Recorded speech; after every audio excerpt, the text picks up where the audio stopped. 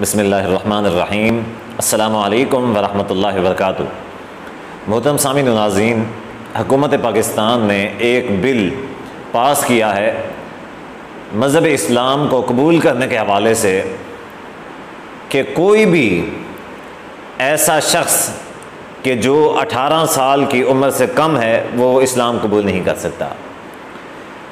اب اگر کوئی 18 سال کی عمر سے اوپر ہے اور وہ اسلام قبول کرنا چاہتا ہے تو اس کے لیے طریقہ کار یہ ہوگا کہ وہ عدالت کے اندر درخواست دائر کرے گا اور اپنا جو دعویٰ ہے وہ دائر کرے گا کہ میں اسلام قبول کرنا چاہتا ہوں، اور عدالت اس کو 30 دن تک ایک سیف ہاؤس میں رکھے گی اور سارے مذاہب جو ہیں ان کے مطالعات اس کو کروائے جائیں گے حکومت کی سرپرستی کے اندر، اور 90 دنوں کے بعد اس سے پوچھا جائے گا کہ اب بتاؤ کہ تم اسلام قبول کرنا چاہتے ہو یا نہیں کرنا چاہتے۔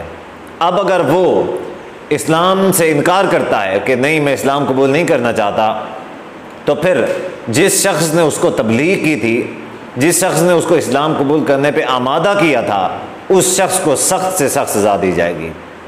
یہ ہے ریاست مدینہ، اور یہ ہے ریاست مدینہ کے قانون، جو عام طور پہ یہ کہتے رہتے ہیں کہ ہم نبی صلی اللہ علیہ وسلم سے محبت کرنے والے ہیں، ہم عاشق رسول ہیں، ہم ریاست مدینہ بنانا چاہ رہے ہیں، لیکن حقیقت کے اندر انہوں نے ایسے قوانین اور ایسے بل پاس کیے ہیں کہ جن سے کوئی شخص اسلام کی طرف نہ آ سکے۔ یعنی کہ آپ ایسا سمجھ لیں کہ اسلام کوئی قبول کرے ہی نہ، 18 سال سے کم عمر کر نہیں سکتا، اور جو اوپر والا ہے اس کو 90 دنوں تک سیف ہاؤس میں رکھا جائے گا، یعنی کہ اس کو پریشرائز کیا جائے گا کہ تم نے اسلام قبول نہیں کرنا۔ اب جو تبلیغ کرنے والا شخص تھا اس کو سخت سے سخت سزا دی جائے گی کہ اس نے تبلیغ کیوں کی ہے۔ اصل جو اب مقصد ہے، ایک تو یہ ہے کہ کوئی مسلمان نہ ہو، اور دوسرا یہ ہے کہ اسلام کی تبلیغ نہ کی جا سکے، کوئی اسلام کی تبلیغ نہ کر سکے۔ ان کا جو اصل مقصود ہے وہ یہی ہے۔ اب آئیں قرآن و حدیث سے جائزہ لیتے ہیں کہ کیا واقعی اس بل کے حوالے سے کہ اس کی شرعی حیثیت کیا ہے، 18 سال سے کم عمر یا کوئی نابالغ اسلام قبول کر سکتا ہے یا نہیں کر سکتا۔ صحیح بخاری ہے، ایک یہودی بچے کا واقعہ ہے، اللہ کے نبی صلی اللہ علیہ وآلہ وسلم کی خدمت کیا کرتا تھا، تو وہ بیمار ہو گیا۔ جب وہ بیمار ہوا، اللہ کے نبی صلی اللہ علیہ وسلم کو علم ہوا، تو آپ صلی اللہ علیہ وسلم تشریف لے گئے اس کے گھر، اور آپ صلی اللہ علیہ وسلم نے اس کی تیمارداری کی، اور آپ نے اس کو اسلام کی دعوت دی، اسلام قبول کرنے کا کہا۔ تو حدیث کے اندر آتا ہے کہ وہ اس بچے نے اپنے باپ کی طرف دیکھا، جب باپ کی طرف دیکھا تو اس کا جو باپ تھا اس نے کہا کہ اس میں کیا حرج ہے، جو ابو القاسم کہتا ہے وہ کر لو، کیونکہ اس کا باپ جو تھا وہ سمجھ چکا تھا کہ اسلام اچھا مذہب ہے، کوئی برا مذہب نہیں ہے، اگر میرا بیٹا اسلام قبول کر لے گا تو اس میں کوئی حرج والی بات نہیں ہے۔ تو حدیث میں آتا ہے کہ پھر اس بچے نے اسلام قبول کر لیا۔ اب اس حدیث کے راوی حضرت انس رضی اللہ تعالیٰ عنہ ہیں، فرماتے ہیں کہ اللہ کے نبی صلی اللہ علیہ وآلہ وسلم باہر نکلے، ان کے گھر سے باہر نکلے، فخرج النبی صلی اللہ علیہ وآلہ وسلم وهو یقول الحمد للہ الذی انقذہ من النار۔ اللہ کے نبی صلی اللہ علیہ وسلم فرما رہے تھے کہ اللہ کا شکر ہے، اس ذات کا شکر ہے کہ جس اللہ نے اس بچے کو جہنم سے بچا لیا، آگ سے جس اللہ نے اس کو بچا لیا ہے۔ اب دیکھیں اس بچے کی ایج کتنی تھی، چھوٹا بچہ تھا، زیادہ سے زیادہ 10 سے 12 سال تک کا ہوگا۔ اسی طرح طویل فہرست ہے صحابہ رضی اللہ عنہ مجمعین کی، خود حضرت انس بن مالک رضی اللہ عنہ تقریباً 8 سال کی عمر کے اندر اسلام قبول کرتے ہیں، 8 سال کی عمر کے اندر۔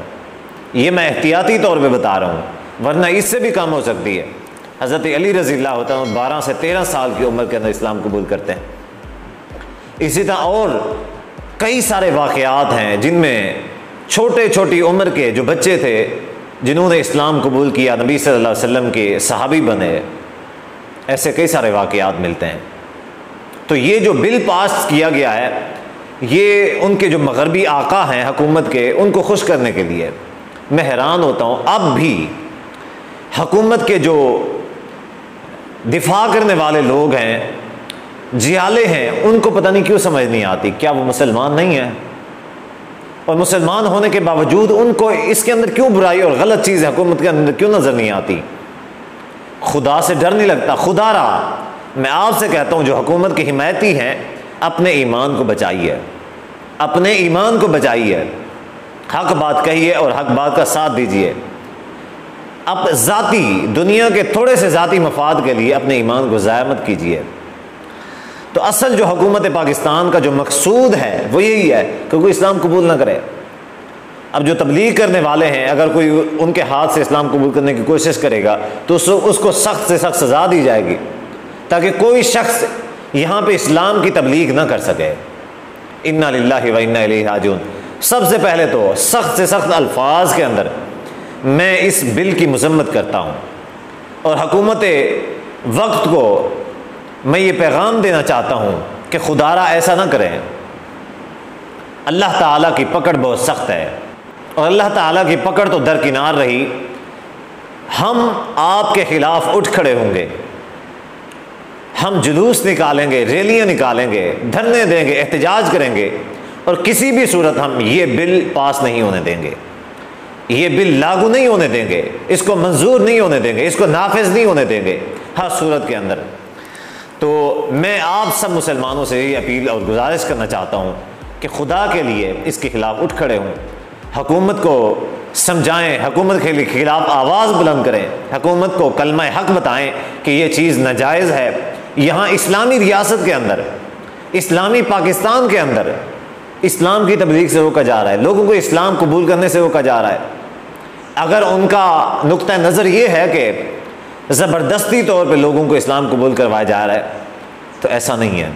ہاں اگر کہیں پہ ایسا ہے، کہیں پہ اگر ایسا ہے تو اس کا پھر اور حل ہو سکتا ہے کہ آپ اس کو دوسرے طریقے سے روکیں۔ اس کا یہ حل نہیں ہو سکتا کہ کوئی مسلمان ہی نہ ہو۔ تو اللہ تعالیٰ سے دعا ہے کہ اللہ تعالیٰ دین اسلام کی ہمارے ملک پاکستان کے اندر حفاظت فرمائے، اور اللہ تعالیٰ ہمارے ملک پاکستان کو دن دگنی اور رات چگنی ترقی عطا فرمائے۔ والسلام علیکم ورحمۃ اللہ وبرکاتہ۔